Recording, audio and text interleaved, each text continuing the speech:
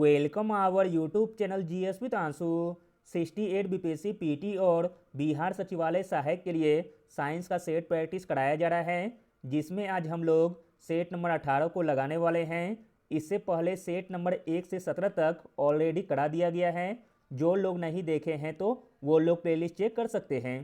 Start करने से पहले आप लोगों से एक ही रिक्वेस्ट है, प्लीज़ वीडियो को लाइक और किसी भी एक ग्रुप में शेयर जरूर कर दीजिएगा। चलिए शुरू करते हैं और आप लोग भी सोचिएगा अपना आंसर क्या हो सकता है। पहला प्रश्न है, रूट दबाव को मापने के लिए किसका उपयोग किया जा सकता है? रूट दबाव को मापने के लिए उपयोग किया जा सकता है मैनोमीटर का, ऑप्शन नंबर डी। अगला प्रश्न है, मोस्ट इंपॉर्टेंट प्रश्न है, ब्लू बेबी सिंड्रोम पानी में किस लवण की उपस्थिति के कारण होता है? आंसर है ऑप्शन नंबर बी, नाइट्रेट की उपस्थिति के कारण। अगला प्रश्न देखते हैं, निम्न में से कौन सा विटामिन मानव में रक्त थक्का बढ़ाने के लिए मुख्य रूप से जिम्मेदार है? तो दोस्तों वह विटामिन है विटामिन के, ऑप्शन नंबर ए। अगला प्रश्न देखते हैं, इंपॉर्टेंट प्रश्न है, मानव रीढ़ में हड्डियों की नसों की संख्या होती है?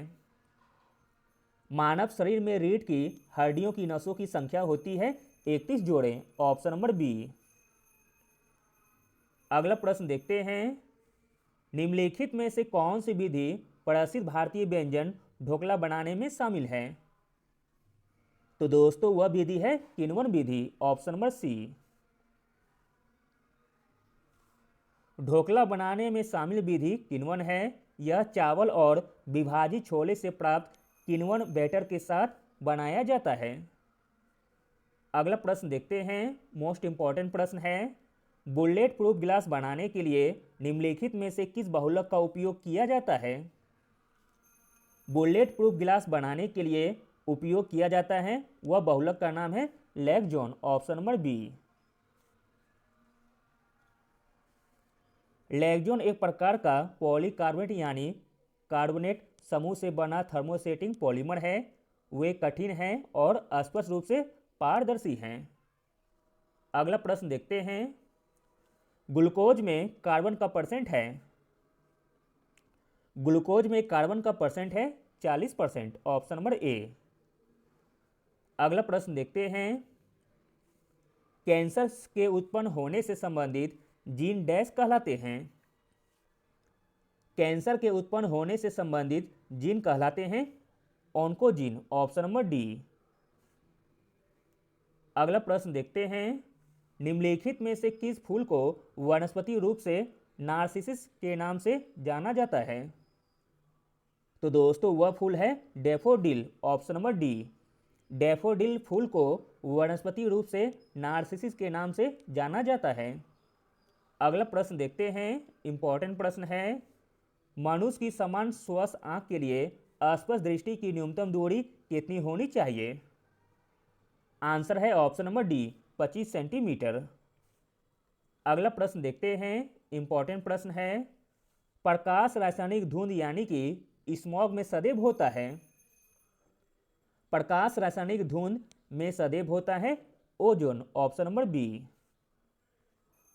अगला प्रश्न देखते हैं, किस रसायन के संचय से गुर्दे में पथरी होती है? गुर्दे में पथरी होती है कैल्शियम ऑक्जेलेट के कारण, ऑप्शन नंबर सी। अगला प्रश्न है, 18 कैरेट सोने में तांबे या चांदी जैसी अन्य धातुओं का कितना परसेंट होगा? कितना परसेंट होगा? तो 25%, ऑप्शन नंबर बी। अगला प्रश्न है, अपरागामी तरंगे और प्रतिध्वनि किस ध्वनि घटना पर आधारित है? आंसर है ऑप्शन नंबर डी, परिवर्तन पर। अगला प्रश्न देखते हैं, मोस्ट इंपॉर्टेंट प्रश्न है, सुनहरा चावल यानी कि गोल्डन राइस निम्नलिखित में से किसका समृद्ध स्रोत है? गोल्डन राइस समृद्ध स्रोत है विटामिन ए का, ऑप्शन नंबर बी। अगला प्रश्न देखते हैं, निम्नलिखित में से ऊष्मा का सबसे खराब चालक कौन सा है, आपको बताना है। ऊष्मा का सबसे खराब चालक है सीसा, ऑप्शन नंबर बी। अगला प्रश्न देखते हैं, निम्नलिखित में से किसे कृत्रिम पारिस्थितिकी तंत्र के रूप में वर्गीकृत किया जा सकता है? कृत्रिम पारिस्थितिकी तंत्र के रूप में वर्गीकृत किया जा सकता है उद्यान को, ऑप्शन नंबर सी। अगला प्रश्न है, इनमें से कौन सा एक जीवाश्म ईंधन है? इसमें जीवाश्म ईंधन हो जाएगा कोयला, ऑप्शन नंबर बी। कोयला एक प्रकार का जीवाश्म ईंधन है। जीवाश्म ईंधन प्राकृतिक प्रक्रियाओं जैसे गर्मी और दाब में दबे हुए जीवों के अवायवीय अपघटन द्वारा निर्मित होते हैं। अगला प्रश्न देखते हैं, आनुवंशिकी के जनक कौन हैं? आनुवंशिकी के जनक हैं Gregor Mendel, option number A. Gregor Mendel मटर के पौधे पर अपने काम के माध्यम से वंशानुक्रम के मूलभूत नियमों की खोज की थी। उन्हें आनुवंशिकी के पिता के रूप में जाना जाता है। अगला और अंतिम प्रश्न देखते हैं,